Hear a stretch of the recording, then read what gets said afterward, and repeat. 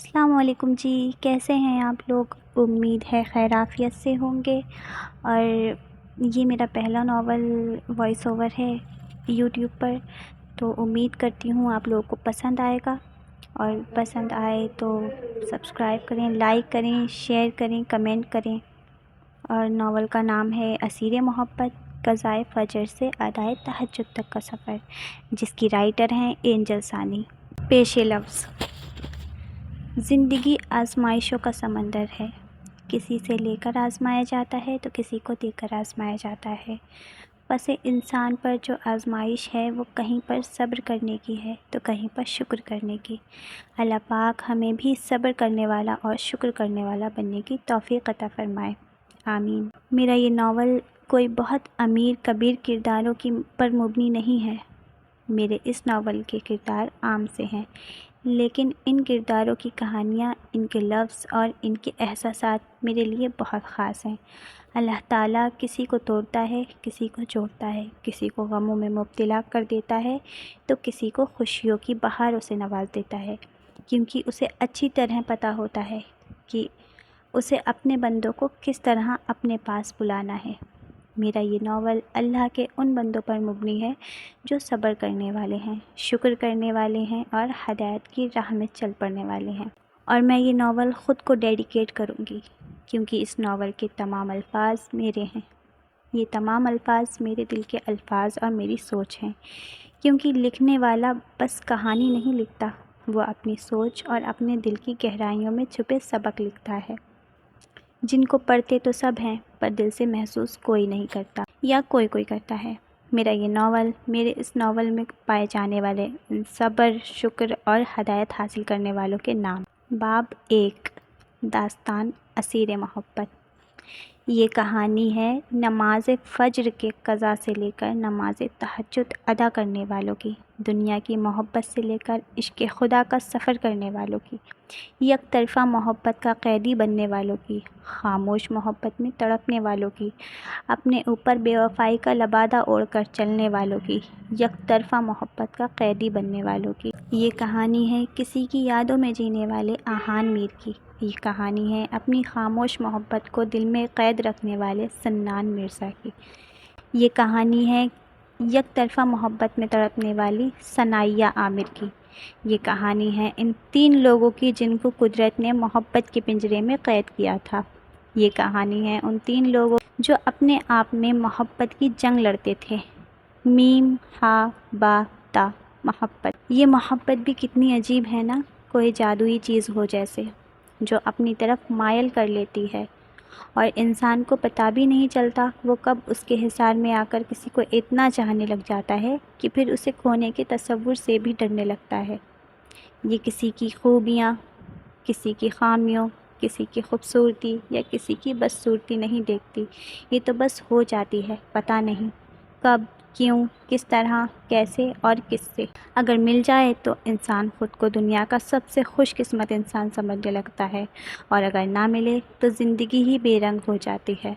اس محبت کے رنگ اتنے دلکش ہوتے ہیں کہ انسان بس ہر دم ان میں ڈھلتا چلا جاتا ہے، اور پھر یہ انسان کو بدل کر رکھ دیتی ہے، کسی اکھڑ مزاج کو عاجز بنا دیتی ہے، کسی کی خاموشی کو گفتگو میں بدل دیتی ہے تو کسی گفتگو کے عادی کو ہمیشہ کے لیے خاموشیوں کی لپیٹ میں لے لیتی ہے، کسی کی اداسی کو خوشی میں بدل دیتی ہے تو کسی کو ہمیشہ کے لیے اداس کر دیتی ہے، مگر اس کا ہر رنگ ادھار ہے۔ اگر یہ روٹھ جائے تو اپنے سارے رنگ سود سمیت واپس لے لیتی ہے، کسی کی جان لے جائے گی تو کسی کا خون پی جائے گی، کسی کو تنہائیوں کا عادی بنا دیتی ہے تو کسی کو ہمیشہ کے لیے اپنے آپ میں گمنام کر دیتی ہے۔ شام کے سائے ہر طرف ڈھل چکے تھے، رات کے 8 بج رہے تھے، ہر طرف رات کی تاریکی کے اندھیرے تھے، آسمان پر چاند اور اس کے گرد پھیلے تارے اپنے آب و تاب میں چمکنے لگے تھے۔ چھت پر کھڑی وہ 18 سالہ لڑکی اس آسمان کو بہت غور سے دیکھ رہی تھی، پر اس کی آنکھوں میں کوئی اشتیاق نہیں تھا، اس کی آنکھوں میں ویرانی تھی، خالی خالی ویران آنکھیں۔ آسمان کو دیکھتے وہ سوچ رہی تھی، تبھی ٹرین کی شور مچاتی آواز نے اس کی سوچوں کے تسلسل میں خلل ڈالا۔ آسمان سے نظریں ہٹا کر اس نے اپنے سامنے کے منظر پر نظر ڈالی۔ جہاں سڑک پر وقفے وقفے سے چند گاڑیاں یا موٹر سائیکل وغیرہ دائیں بائیں اپنے منظر کی طرف چل رہی۔ یہ منظر اس کے گھر کے باہر کا منظر تھا۔ اس کا گھر موٹر وے پر تھا۔ سامنے ہی دائیں بائیں جاتی 2 سڑکیں تھیں اور ان کے پار کی کچھ زمین پر فصل کے پودے تھے۔ پھر ان سے چند قدم کے فاصلے پر ریل کی پٹری تھی، جہاں اس وقت ریل گاڑی اپنی سیٹی بجاتی تیزی سے پٹری پر چلتی اپنی منزل کی طرف گامزن تھی۔ پٹری سے چند قدم دور ایک پرانی کباڑی کی فیکٹری تھی۔ فیکٹری سے ہوتی ہوئی اس کی نظر فیکٹری کے سیدھ میں بائیں طرف گئی، جہاں سنسان آبادی تھی، جو اس وقت صحیح نظر نہیں آ رہی تھی۔ اس آبادی کی زمین پر موسم کے حساب سے مختلف فصلیں جیسے کپاس، گندم، مکئی، گنا، ساگ اور ایسے ہی دوسری فصلوں کو اگایا جاتا تھا۔ دن کے وقت وہ آبادی بہت ہی ہری بھری اور خوبصورت لگتی تھی، لیکن رات کی تاریکی میں وہ آبادی اس وقت بالکل ایک سنسان گھنا جنگل لگ رہا تھا۔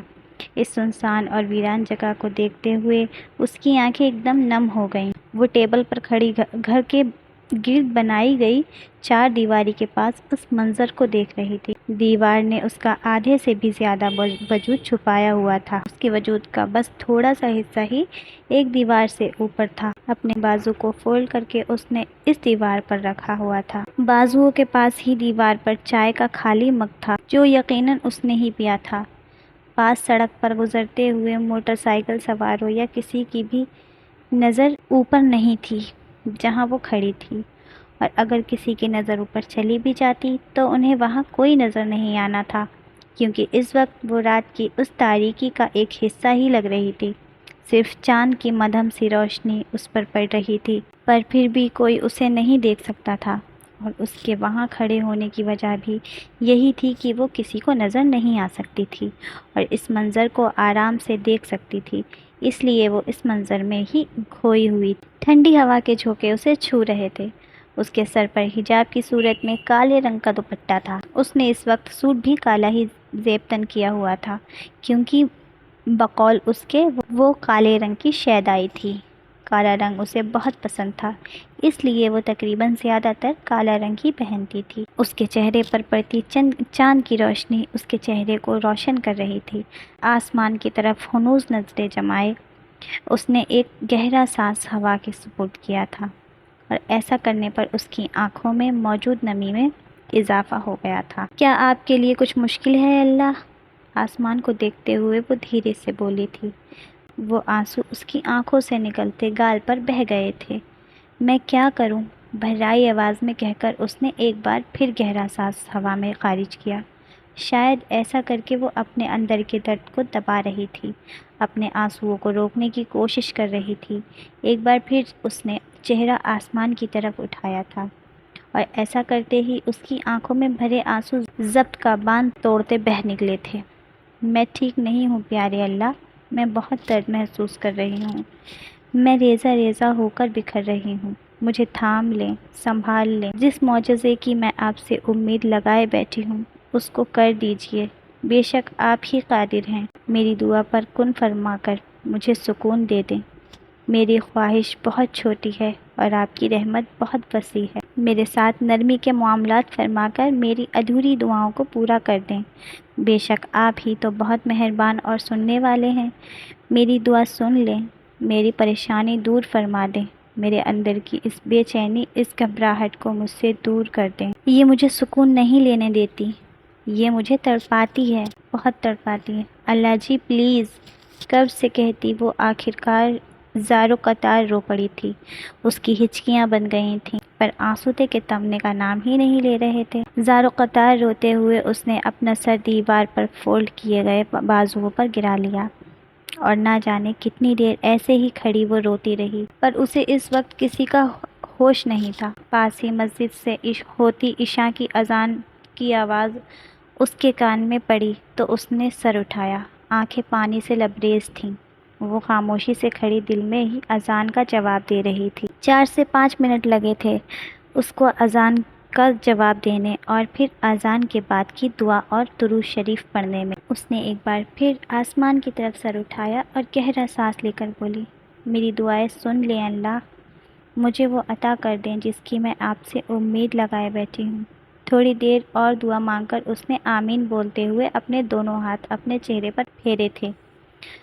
اس نے کہیں پڑھا تھا کہ اللہ تعالیٰ اذان کے بعد مانگی گئی دعائیں پوری کرتا ہے، اس لیے وہ یہ موقع کبھی جانے نہ دیتی تھی۔ دیکھتے ہی دیکھتے اب ہر طرف اذانوں کی آوازیں گونج رہی تھیں۔ تبھی اس کی نظر اس ستمگر کی پشت پر پڑی جو اپنے گھر سے نکلتا سڑک کے کنارے ہی دائیں طرف چلتا جا رہا تھا۔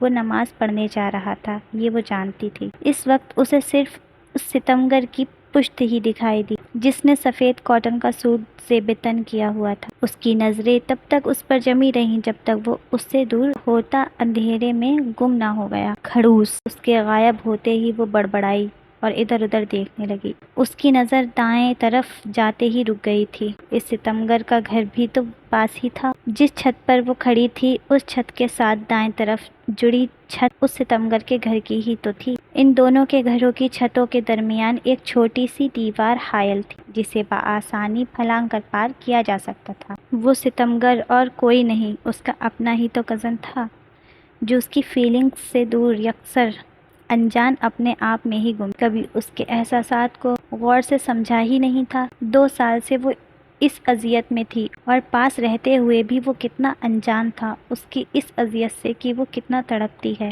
اس کے لیے۔ کیا کوئی اتنا بھی انجان ہو سکتا ہے کسی کے احساسات سے؟ وہ سوچ رہی تھی، آخر کب تک یہاں کھڑے ہو کر اس کو ایسے دیکھتی رہوں گی؟ پیچھے سے آتی ہانیہ کی آواز نے اسے خیالوں سے آزاد کیا تو اس نے پیچھے مڑ کر اسے دیکھا جو اب خود ٹیبل پر چڑھی اس کے برابر آ کھڑی ہوئی تھی۔ میں یہاں اس کے لیے کھڑی نہیں ہوتی، یہ تم بھی جانتی ہو، اس نے سنجیدگی سے کہا تو ہانیہ نے اسے دیکھا۔ تم پاگل ہو ثنائیہ؟ ہانیہ نے پھیکی مسکراہٹ سے کہا تو وہ ہنسنے لگی اور پھر لگاتار ہنستی ہی چلی گئی، اتنا کہ اس کی آنکھیں ایک بار پھر بہنے لگی تھیں۔ پاس کھڑی ہانیہ بس اسے دیکھ کر رہ گئی تھی۔ ہمیشہ ایسا ہی تو کرتی تھی وہ، جب بھی وہ اس سے کچھ پوچھتی یا اسے یہ کہتی کہ تمہاری اس یک طرفہ محبت نے تمہیں پاگل بنا دیا ہے تو وہ ایسے ہی قہقہا لگا کر ہنسنے لگ جاتی تھی، اور اتنا ہنستی تھی کہ اس کی آنکھیں آنسوؤں سے تر ہوتی بہنے لگ جاتی تھیں، جنہیں وہ صاف کرتے ہوئے ایسا شو کراتی کہ زیادہ ہنسنے کی وجہ سے اس کی آنکھوں میں آنسو آ گئے۔ پر حقیقت ہانیہ سے بہتر کون جانتا تھا کہ اس کی آنکھوں سے بہتے یہ آنسو اس کے اندر کا درد تھے جو حد سے زیادہ بڑھ جاتا تو آنسوؤں کی صورت اس کی آنکھوں سے بہہ نکلتا تھا۔ تم بات بات پر اتنا ہنستی کیوں ہو؟ کیا ہنسنے سے تم ٹھیک ہو جاتی ہو؟ بالآخر وہ پوچھ ہی بیٹھی۔ ہانیہ کے لہجے میں عجیب سی حیرت محسوس کرتے ہوئے اس کے اپنے آنسو صاف کرتے ہاتھ رکے تھے۔ اس نے چہرہ موڑ کر دائیں طرف کھڑی ہانیہ کو دیکھا اور ایک گہرا سانس ہوا کے سپرد کیا۔ کیا تم نے وہ عربی کہاوت نہیں سنی ہانی؟ وہ ہنستی ہے حالانکہ ان کے دلوں میں ارمانوں کا جنازہ پڑا ہوا ہوتا ہے۔ یہی مضبوط ترین اور حسین ترین عورتوں کی نشانی ہوتی ہے۔ اس لیے میں ہنستی ہوں اپنے ارمانوں کو اپنے دل میں دفنا کر، کیونکہ میں بھی تو مضبوط ہوں، دھیرے سے کہتی وہ پھر سے مسکرائی تھی اور چہرہ اوپر کرتی آسمان کو دیکھنے لگی۔ اس کے چہرے پر اس بار مدھم سی مسکراہٹ تھی جو ہر وقت اس کے چہرے پر موجود رہتی تھی۔ یہی مسکراہٹ تو تھی جو سب کے سامنے اس کا ساتھ دیتی تھی۔ اس مدھم مسکراہٹ کی وجہ سے ہی تو وہ سب کو ایک خوشباش، شوخ و چنچل سی لڑکی لگتی تھی، پر حقیقت میں وہ کیا تھی یہ تو وہ جانتی تھی، یا پھر اس کا اللہ۔ ہانیہ بس اس کو دیکھ کر رہ گئی تھی۔ ویسے میں سوچتی ہوں کہ جو محبت تکلیف دے اسے چھوڑ دینا چاہیے، یہی بہتر ہوتا ہے، ہانیہ نے کہا تو ایک افسردہ سی مسکراہٹ اس کے ہونٹوں پر چھو کر گزر گئی اور اس سے دھیرے سے کہا، محبت نہیں تھکاتی ہانی، جس کو چاہا جائے اس کی بے رخی اور بے حسی تھکاتی ہے۔ خیر چھوڑو، تم بتاؤ کیا کروں اب میں؟ وہ بات کو بدلتے ہوئے بولی۔ کس بارے میں؟ ہانیہ نے سوال کیا۔ یار وہ خالہ جانی نے بلایا ہے اپنی طرف، انہوں نے بولا ہے کہ کچھ وقت میں ان کے ساتھ گزاروں، اور یالے بھی تو کہہ رہی تھی اگر میں نہ گئی وہاں تو وہ مجھ سے ناراض ہو جائے گی، تو بتاؤ کیا میں جاؤں ان کی طرف یا نہیں؟ وہ اب بالکل نارمل انداز میں بات کر رہی تھی۔ ہاں یار، شام کو ہی اس چڑیل یالے کی کال آئی تھی، کہہ رہی تھی اگر تم نہ مانو تو میرا فرض ہے تمہیں منانا اور تمہیں اس کے پاس بھیجنا، اس لیے تمہیں میں راضی کروں اس کے پاس جانے کے لیے، نہیں تو اس نے تمہارے ساتھ ساتھ مجھ سے بھی ناراض ہو جانا ہے۔ ہانیہ منہ بگاڑ کر بولی۔ پر میرا موڈ نہیں ہے۔ اب میرا دل ہی نہیں کرتا وہاں جانے کا یا کہیں بھی جانے کا۔ وہ ایک بار پھر آسمان کو دیکھتے ہوئے دھیرے سے بولی۔ تو ہانیہ نے اسے دیکھا۔ ایک وقت تھا جب تم وہاں جانے کے لیے مرتی تھیں، سب کی منتیں کرتی تھیں، اور اب دیکھو ذرا۔ ہانیہ اسے گھور کر بولی۔ ہاں، پر تب میں چھوٹی تھی اور اب میں بڑی ہو گئی ہوں، اس نے جواب دیا، اور ہانیہ کو دیکھا جو اب اسے ڈبل گھوری سے نواز رہی۔ ہاں، تب تم 16 سال کی تھیں اور اب 18 سال کی۔ 2 سال میں تم نے خود کو اتنا بدل لیا ہے کہ تم 18 سال کی لڑکی نہیں بلکہ 80 سال کی کوئی بوڑھی عورت بن گئی ہو، جس کی وجہ سے اب تمہارا کچھ کرنے کو یا کہیں بھی جانے کو دل نہیں کرتا۔ تم جاؤ گی، سمجھی، کیونکہ تمہاری وجہ سے میں اپنی بیسٹی کو ناراض نہیں کر سکتی۔ ہانیہ خفگی سے بولی تو وہ ہنسنے لگی۔ کیا یار، اچھا چلی جاؤں گی، اور نہیں ہوتی تمہاری بیسٹی تم سے ناراض، ٹھیک ہے، اس نے پیار سے کہتے ہوئے ہانیہ کے ہاتھ تھامے تو ہانیہ بھی مسکرانے لگی۔ یہ ہوئی نا بات، ہانیہ خوشی سے بولی اور اس کے گلے لگ گئی، پر بالمقابل وہ سوچ میں پڑ گئی تھی۔ لیکن اس کے لیے اس کے دوستوں کی خوشی زیادہ عزیز تھی، اس لیے وہ اب یالے کے پاس جانے کے لیے تیار ہو چکی تھی۔ ہانیہ اس کے بڑے ماموں کی سب سے چھوٹی بیٹی تھی۔ اس کے بڑے ماموں کے 5 بچے تھے، 3 بیٹیاں اور 2 بیٹے، جن میں سے سب سے چھوٹی ہانیہ تھی، جبکہ باقی بہن بھائی شادی شدہ تھے۔ اچھا چلو ہٹو، اب میری ہونے والی بھابھی جی، میں آپ کا ہونے والا شوہر نہیں ہوں جس کے گلے لگ گئی ہیں آپ، وہ شرارت سے بولی۔ تو ہانیہ ایک دم اس سے الگ ہوئی، گھور کر سامنے کھڑی اس لڑکی کو دیکھا۔ شرم کر لو ثنائیہ کی بچی، ذرا بھی تمیز نہیں ہے بات کرنے کی، ہانیہ خفگی سے کہتی چہرہ موڑ گئی۔ ارے یار، ناراض کیوں ہو رہی ہو؟ آؤ، اچھا تم تو شرما رہی ہو۔ او اچھا تم تو شرما رہی ہو، ارے واہ، کتنی پیاری لگ رہی ہو نا شرماتے ہوئے۔ ثنائیہ جو جلدی سے اس کا رخ اپنی طرف کرتی بول رہی تھی، اس کے چہرے پر ہلکی سی مسکراہٹ دیکھ کر ایک دم شرارتی انداز میں کہنے لگی، پرے دفع ہو تم بدتمیز۔ ہانیہ نے اس کے کندھے پر تھپڑ رسید کیا۔